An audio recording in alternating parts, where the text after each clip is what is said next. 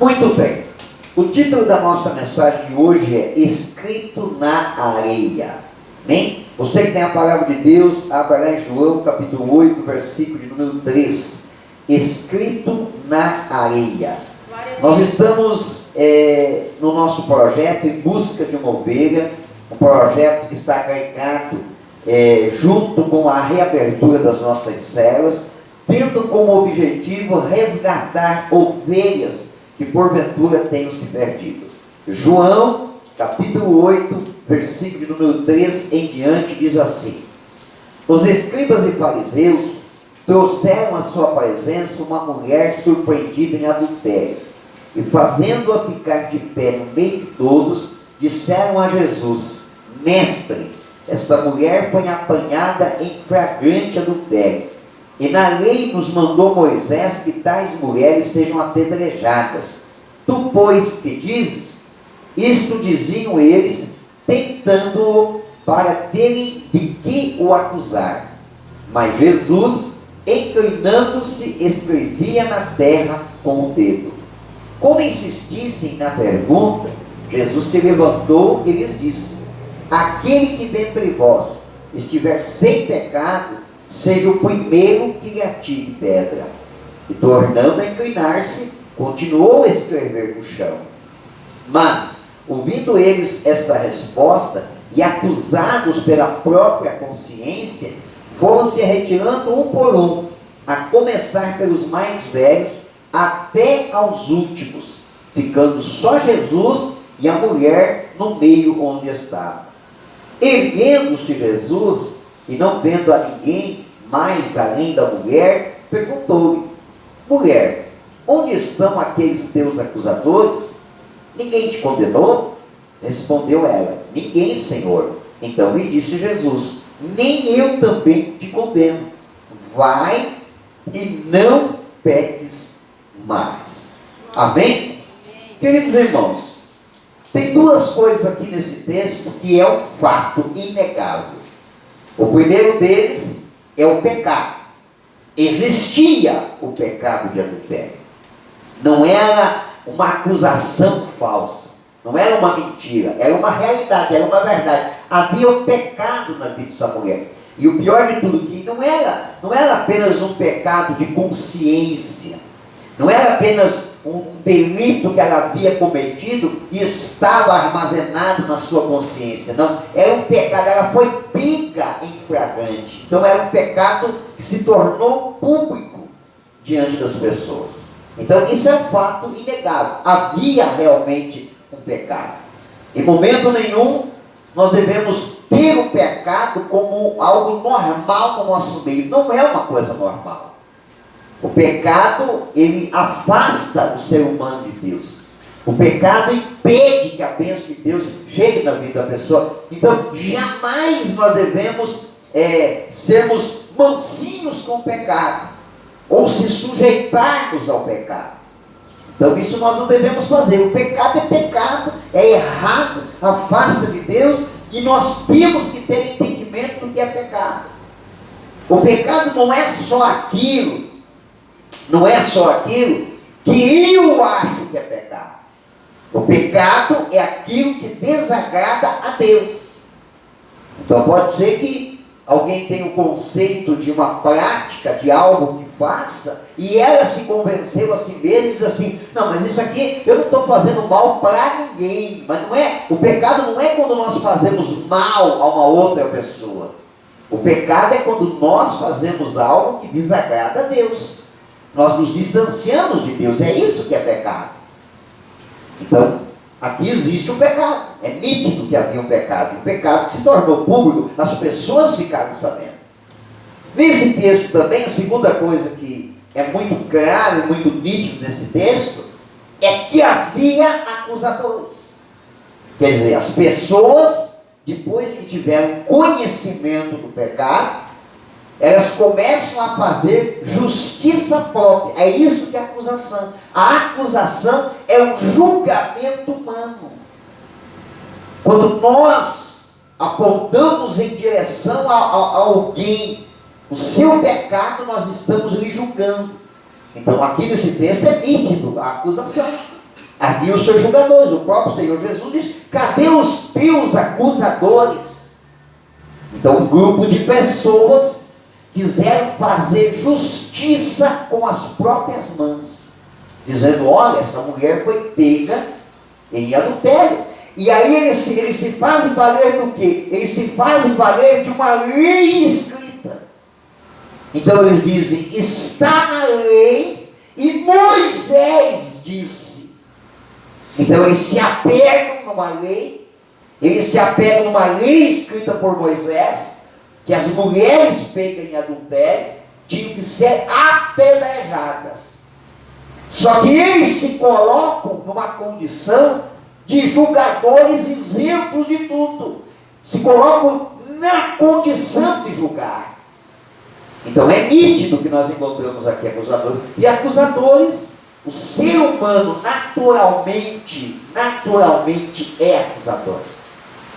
Nós, seres humanos, temos uma capacidade imensa de enxergarmos os erros das outras pessoas.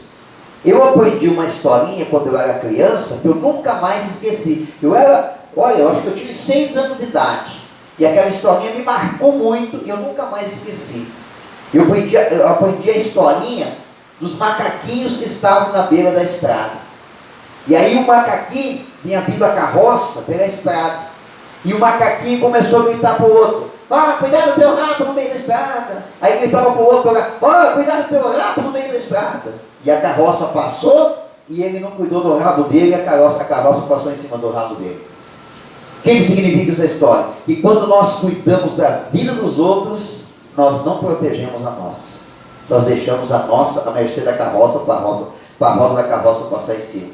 E eu aprendi essa história quando criança, e aprendi exatamente com esse ensinamento, e nunca mais esqueci. Que quando nós cuidamos da vida dos outros, quando nós acusamos os outros, nós apontamos para os outros, nós deixamos de proteger e de cuidar da nossa vida. Então, nesse texto é nítido: havia muitos acusadores. Sempre vai ter acusador, irmãos. Sempre vai ter alguém para nos julgar. Sempre vai ter alguém para apontar o dedo para nós e mostrar o nosso erro. Sempre vai ter. Mas esse não é o papel da igreja. Por que não é o papel da igreja, irmãos? Porque no próprio texto nós aprendemos isso, que o próprio Senhor Jesus disse: nem eu te condeno, nem eu.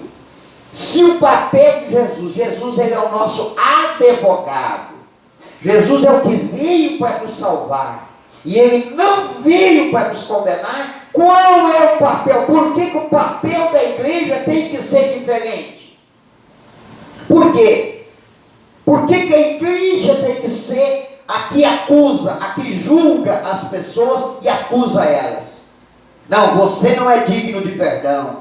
Não, o que você cometeu é muito grave. Irmãos, o nosso pecado está nivelado, todos iguais. Claro, temos algumas não é exceção, mas temos alguns padrões que é lógico que nós nunca vamos divergenciá-los. Por exemplo, alguns tipos de pecado na Bíblia que têm consequências mais elevadas e graves. Por exemplo, a blasfêmia contra o Espírito Santo não tem perdão.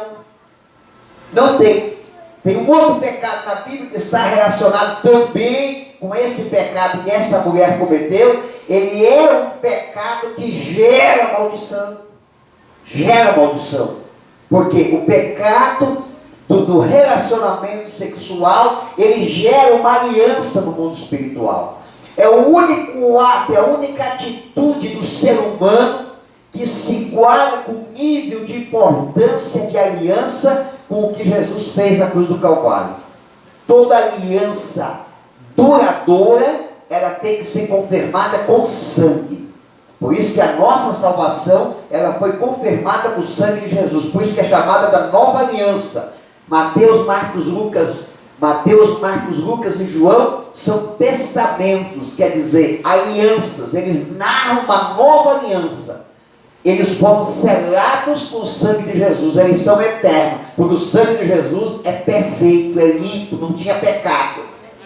Uma atitude do ser humano que se iguala à importância dessa aliança é o ato sexual, porque ele sela com sangue a aliança entre um homem e uma mulher. Não vou entrar no mérito dessa questão, porque não é o foco da mensagem de hoje. Ok? A Bíblia diz que esse tipo de pecado, que é o pecado de adultério, de fornicação, ele tem uma consequência direta no corpo da pessoa. Tem uma consequência direta. Agora, tirando isso, irmãos, biblicamente, todo e qualquer pecado está nivelado no mesmo nível. Quem mente, quem engana, quem trai, quem rouba, quem mata, está tudo no mesmo nível. Quem tem inveja de alguém, qualquer tipo de pecado na Bíblia que você pensar aí, está no mesmo nível de pecado diante de Deus. O sangue de Jesus que perdoou o meu pecado, perdoou o teu pecado e perdoa o pecado de qualquer pessoa. Amém? Agora veja bem, se o papel de Jesus não é acusar, é salvar, qual é o papel da igreja nisso? O papel da igreja é o mesmo do Senhor Jesus, é dar continuidade ao que ele fez, seguir os ensinamentos. Então não cabe à igreja julgar, irmãos. Não cabe à igreja apontar o dedo e dizer assim: olha, o teu pecado é muito grave, o teu pecado é muito sério. Não, é lógico, irmãos, que tem pecados na vida de pessoas, principalmente quando é alguém que já se batizou e cometeu depois um pecado, e esse pecado é público. É lógico que requer um tempo para que a pessoa ganhe novamente a credibilidade com as pessoas, através do quê? Através do seu testemunho. Mas não sendo julgado pela igreja. Então a igreja não pode dizer assim: ah, mas será que ele se arrependeu mesmo? Será que ela se arrependeu mesmo? Não cabe à igreja julgar. Não, qual que é o papel da igreja? É o que eu vou passar para vocês agora, que é o que Jesus fez, que são as 5 atitudes que ajudam uma pessoa a se levantar. Ah, pastor, mas eu acho que fulano ele não colabora, ele não ajuda. Irmãos, o problema dele. Lembra que não é para nós acusar? A igreja tem que se comportar assim para ajudar. Agora, se o camarada vai corresponder com essa ajuda, nós não vamos julgar ele, nós fizemos a nossa parte. O nosso papel não é condenar, não é julgar. Então vamos ver as 5 atitudes que ajudam uma pessoa a se levantar. Primeira delas, silêncio. Quanto menos se fala no assunto, melhor. Você já viu que tem algumas coisas que não caem no esquecimento, porque a igreja não deixa cair no esquecimento? O mundo lá fora já nem lembra mais, nem acusa mais a pessoa daquilo, mas a igreja está toda hora lembrando. Alguém sempre está tentando lembrar o que aquela pessoa fez de errado. Irmãos, o que Jesus fez quando os acusadores trouxeram a mulher? Ele se abaixou escrevendo na areia em silêncio. Ele não deu ênfase àquilo. Ele não deu ênfase. Não, mas como é que é? Vocês pegaram mesmo? Mas cadê o homem que estava adulterando? Porque a lei de Moisés dizia que era para apedrejar a mulher e o homem. Mas cadê o homem? Mas Jesus falou nisso? Não, ele se calou e ficou em silêncio, porque não adianta ficar dando ênfase ao erro que a pessoa cometeu. Cometeu o erro? Cometeu. Pecou? Pecou. O próprio julgamento do mundo já levou a pessoa a entender que fez errado. Deixa ela se entender com Deus, não fica acusando. Não é papel da igreja ficar acusando. Para certas coisas, a igreja tem amnésia. E para outras, a igreja mantém na memória todo momento, não esquece nunca. O papel da igreja. O lema que eu tenho comigo: quer fazer com que o assunto acabe? Pare de falar nele. Pare de falar no assunto. Em todos os sentidos. Tanto no sentido polêmico humano, como no sentido espiritual. Quanto mais você fala no assunto, mais você dá carga espiritual para aquilo ali ficar se movimentando. Então esquece, irmãos, esquece. É que nem o casamento, né? Aconteceu um episódio lá no casamento, os anos passaram, mas aquela pessoa está sempre relembrando. Mas tu fez isso, mas tu fez aquilo. Não. Se decidiu perdoar e ver que a pessoa esteja determinado também a conviver com aquela situação. A conviver com aquela situação. Tem homem que às vezes casa com uma mulher que já tem filho. E aí lá na frente, acontece um problema, aí ele usa isso. Ele diz assim, quando eu casei contigo, você é minha filha. Né? Tem mulher que resolve perdoar o marido que cometeu um adultério. Aí passa 5, 10 anos, acontece qualquer brigazinha. Mas tu já me enganou uma vez. Não, se ela pode ficar lembrando, irmãos, então separa, não fica junto. Não toca para frente o relacionamento com o perdão. Se tem uma coisa que mantém um assunto sempre, uma situação desgastando as pessoas, é ficar relembrando os seus erros. Relembrando os seus erros. Irmão, não toca mais no assunto. Não toca.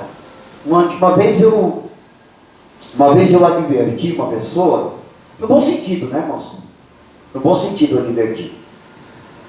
Não sei se a pessoa entendeu e não sei se ela praticou. Essa pessoa ela tinha uma filha que não era filha legítima. Quando casou com a esposa já tinha aquela filha.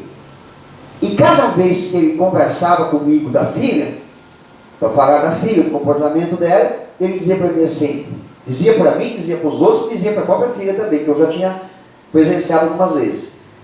Dizia assim, tu sabe, né, que ela é que nem minha filha. Eu falei, não, para aí, está errado. Você está toda a vida relembrando ela, que ela não é de sangue. Você assumiu, e você tem ela na qualidade de tua filha? Tenho. Eu falei, então tira isso do teu vocabulário. Nunca mais diga isso. Diga, ela é minha filha. Porque cada vez que você diz assim, ela é como se fosse minha filha. Você está lembrando ela que ela não é tua filha. Então você não pode usar isso. Nunca mais use isso. Irmãos, quer que um assunto deixe de ter valor? Quer que um assunto deixe de machucar as pessoas? Para de falar dele. Para de falar dele. Jesus ficou em silêncio no momento da acusação. Deixa os outros lá de fora acusar aquele irmãozinho que pecou. Deixa os lá de fora que não conhece a palavra acusar. Igreja não acusa ninguém e não fica lembrando do pecado que ela cometeu. Amém? Vamos lá para a segunda atitude. Registre na areia. O que Jesus estava escrevendo na areia, irmãos? Escrevendo o pecado dela. Na areia. Quando registramos as ofensas na rocha, temos dificuldades em perdoar. Quando registramos na areia, o soprar de uma brisa é suficiente para apagar. Por que tem gente que tem dificuldade de perdoar o irmão que cometeu o pecado? Que lhe ofendeu, que lhe magoou, que virou as costas. Por quê? Porque registra na rocha, registra na pedra. O que aqueles acusadores tinham na mão para jogar na mulher? O pecado dela é escrito na rocha. Então deixaram de enxergar ela como ser humano, como alguém que também merecia a misericórdia de Deus. Quando a igreja escreve os pecados das pessoas na rocha, nós temos dificuldade de perdoar as pessoas, de aceitá-las e de convivê-las com elas. Por isso Jesus se abaixou e ficou escrevendo na areia. Qualquer brisa, apaga. É assim a igreja. É assim a igreja. Às vezes as pessoas dizem assim, mas fulano tem a memória muito curta, já nem lembra mais o que a outra pessoa fez. Não, irmãos, não é amnésia. Não significa não tirar da nossa mente algo que alguém fez contra nós, tirar da nossa mente, até para que a gente não se cuide que aquela pessoa venha cometer de novo aquele mesmo problema. Mas não significa que tem que estar escrito na rocha, que todo momento ele tem que estar lembrando daquilo e olhando para a pessoa e lembrando. Então escreve na areia, que qualquer brisa apaga. Esse é o papel da igreja. É por isso que às vezes a igreja tem dificuldade de trazer de volta os desviados. Porque o simples olhar da igreja já é um olhar de acusação. Irmão, hein? Não, o povo não fala, mas o olhar fala. Ô irmão, hein? Virou as costas para nós, pintou, bordou, aprontou por aí, e agora volta para cá com a Bíblia na mão.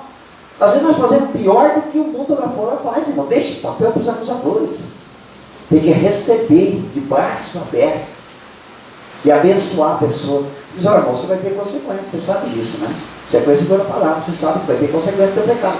Mas nós estamos aqui para te ajudar. Se você precisar ficar um tempo de observação, para que haja um testemunho realmente de transformação na tua vida, nós estamos aqui para te ajudar. Outro dia eu falei com uma pessoa. Falei assim, ande no teu tempo. Ande no teu tempo. Está errado o que você está fazendo? Tá errado. Mas ande no teu tempo. A hora que você disser assim, ó, vou mudar, eu estou aqui para te ajudar. Mas em momento nenhum vou te julgar e dizer que você não é merecedor das bênçãos de Deus porque você está fazendo algo errado. O papel da igreja é abençoar e ajudar, não é empurrar a pessoa para baixo. Vamos lá que tem que encerrar. Terceira atitude, confronte com a realidade. Quando os escribas eles foram confrontados com a realidade, deixaram cair as pedras da acusação. De vez em quando a gente tem que confrontar com a realidade, irmãos, para que a igreja abra os olhos, para que a igreja perceba que está agindo errado. A igreja tem que ser confrontada de vez em quando. Não, aí, nós estamos sendo igreja de Jesus mesmo ou não? Ou nós transformamos a igreja num tribunal de justiça?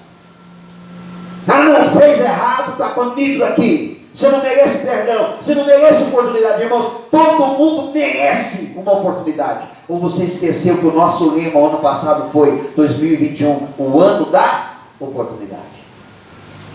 O ano da oportunidade, todo mundo merece uma oportunidade. Se você cometer um erro grave, você quer uma segunda oportunidade? Não. Todo mundo merece uma oportunidade, uma nova oportunidade. Todo mundo merece uma nova oportunidade. Por isso que a igreja tem que ser confrontada de vez em quando, para poder enxergar o rumo que ela está tomando, os conceitos que ela está criando. Os nossos conceitos têm que ser os conceitos de Cristo. Eu já tive, não atualmente, mas no passado, eu já tive problema com pessoas da igreja, bem do tipo filho pródigo, assim, sabe? A gente estava tentando restaurar umas pessoas e trazê-las de volta para a igreja, e o irmão estava firme na igreja e se revoltou. Falou, até sair da igreja. É bem tipo filho pródigo, né? Ele não queria que o filho mais não voltasse de jeito nenhum. Por quê? Porque ele entendia que aquele camarada não merecia oportunidade. E eu falei para o irmão, nós podemos estar cometendo um grande erro. E se decepcionarmos com essa pessoa de novo. E de fato, nos decepcionamos mesmo. Não era? Mas não negamos a ela a oportunidade.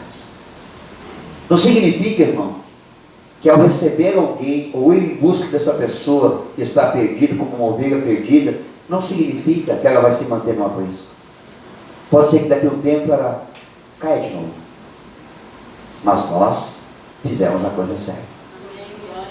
Nós fizemos a coisa certa. Quem disse para você que o fazer a coisa certa nos dará resultado positivo? Quem disse? A gente não faz o certo porque vai dar certo. A gente faz o certo porque é certo. É assim o reino de Deus. Até achei engraçado essa semana que a gente apareceu lá em casa. Rola muita coisa na internet, né? E aí saiu uma profecia aí. Eu não vou narrar o episódio todo porque é bem extenso. Mas enfim, saiu uma palavra profética de alguém e tal, que disse que o coronavírus vai passar, né? E aí, depois até conversando com o Jonathan, tem uma outra profecia que em 2 anos o coronavírus vai acabar. E aí, só que não é o pior. O pior é que está por vir, diz a profecia. Aí o Jonathan perguntou para mim, ô pai, vai acreditar nisso? Eu não acredito, porque está na Bíblia, né? Está na Bíblia. Isso vai acontecer, isso é uma realidade. Aí alguém pode dizer assim, então não adianta fazer muita coisa, você vai ficar pior. A gente não faz porque esperamos que o resultado lá seja extremamente bom e que o mundo seja melhor. A gente faz com fé, crendo que vai mudar. Mas se não for, irmãos, a gente faz o que é certo. A gente faz o que é certo. E aí eu achei engraçado porque a gente chegou contando aquela história e tal, falando, perguntou também, o que o pai acha, o pai acredita nisso? Falei, nessa profecia eu acredito. Porque ela é totalmente bíblica. Tudo que o rapaz falou profeticamente, né? Tudo está na Bíblia. E eu acredito que realmente vai ser assim. O corona vai passar. Eu até não estou profetizando, tá, irmãos? Não estou profetizando. Mas essa geração nossa que ainda vai ver. Nós vamos ver um fenômeno natural acontecer no mundo todo, em que vai gerar tsunami em alguns lugares, vai gerar seca em outros lugares, como é que eu vou dizer, agora esqueci o nome que a gente dá para isso. Mas a parte natural do mundo, ela vai fazer uma reviravolta. Vai acontecer enchente no lugar, seca. Mas já está acontecendo isso, pastor. Não, vai acontecer ao extremo. Vai acontecer ao extremo, que as pessoas vão dizer assim, meu Deus, mas aqui nunca tinha dado um vendaval como esse, aqui nunca tinha dado uma enchente, aqui nunca nós passamos uma seca tão rígida. Eu acredito que isso vai acontecer, porque está na Bíblia. A Bíblia fala sobre isso. O tempo é que não sabe. Eu imagino que meus olhos ainda vão ver fenômenos da natureza. Achei, lembrei o nome. Os fenômenos da natureza, ainda os meus olhos vão ver fenômenos da natureza, assim, no mundo inteiro. Eu acredito. E aí a gente chegou falando aqui e o Gabriel só escutando, né? Só escutando. Aí chegou de tarde e teve a aula online. Aí na aula online, a professora dando a aula, e ele lá na frente do computador, participando da aula e tal. E aí a professora contando uma historinha e tal, historinha bíblica e tal. E aí ela disse, não, mas nós temos que crer, porque tudo vai passar, o coronavírus vai passar. Breve vai passar. Aí ele na frente do computador olhou para mim assim, mas depois vai ficar pior, né, amor? Ainda bem que o microfone dele estava desligado. Eu falei, mas não podemos esconder das crianças isso, irmãos. Eles têm que ter consciência. Tem que ter consciência que coisas piores ainda, infelizmente, virão. Amém? Então vamos voltar para a nossa mensagem, que eu dei uma escapada para fora. Vamos voltar aqui. Quarta atitude importante é a mão amiga. É aquela mão estendida. Irmãos, todo mundo que está caído, todo mundo que está fraco, todo mundo que está afastado, toda ovelha que está perdida, que ela espera da igreja, é uma mão amiga. O que Jesus fez com a mulher? Depois que ele confrontou os fariseus, dizendo para eles assim, vocês não têm pecado?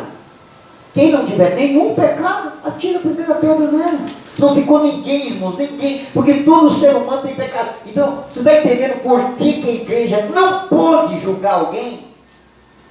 Porque nós temos pecado. Eu não posso julgar ninguém, porque eu tenho pecado. Depois que Jesus confrontou os fariseus, eles foram embora. O que Jesus faz? Jesus se levanta, a mulher está prostrada nesse momento também, ele estende a mão e a levanta. A levanta. Depois que a gente tira as pessoas, irmãos, do meio dos acusadores, o nosso papel é esse, o papel de igreja é levantar as pessoas, é ser uma mão amiga. Você tem estendido a tua mão em direção de alguém que está caído, que está fraco, que está desviado, tentando ajudar essa pessoa a voltar? Ou você tem olhado para ela com olhares de crítica e de julgamento, dizendo assim, mas também esse irmão vive pecando? Irmãos, esquece que ele vive pecando. Lembra que ele é uma pessoa que precisa de uma mão amiga. A quinta e última atitude de uma igreja para ajudar alguém a se levantar é a orientação. Você vê que até esse instante Jesus não tinha dado nenhuma orientação para ela. Porque, irmãos, quando a pessoa está sendo quase apedrejada, ou de repente não literalmente, mas de uma forma figurada, sendo apedrejada, com palavras, com atitudes, a pior coisa que naquele momento existe é uma orientação. Primeiro vamos levantar a pessoa. Primeiro vamos levantar. Levantou a pessoa, o que temos que fazer? Depois que ela está de pé, dizer para ela, então agora vá e não peques mais. Irmão, você sofreu com a tua atitude errada, agora você voltou para a igreja, voltou para a cela, você está firme de novo? Irmão, ouve a minha orientação, com amor, com carinho. A gente faz isso com amor e carinho, não é com exortamento, dizendo, ó, já perdeu a lição? Você viu? A besteira que você fez? Não. É com amor e com carinho, dizendo assim, agora, irmão, vá. Continue a tua caminhada, levante a tua cabeça, não demora para os acusadores, mas agora faça sério. Você aprendeu a lição, né? Então faça sério. Agora não peques mais. Amém, igreja? Vamos ficar em pé para nós orarmos em nome de Jesus? Eu creio que você entendeu a mensagem. A igreja tem que ser uma mão amiga estendida em direção às pessoas. Amém?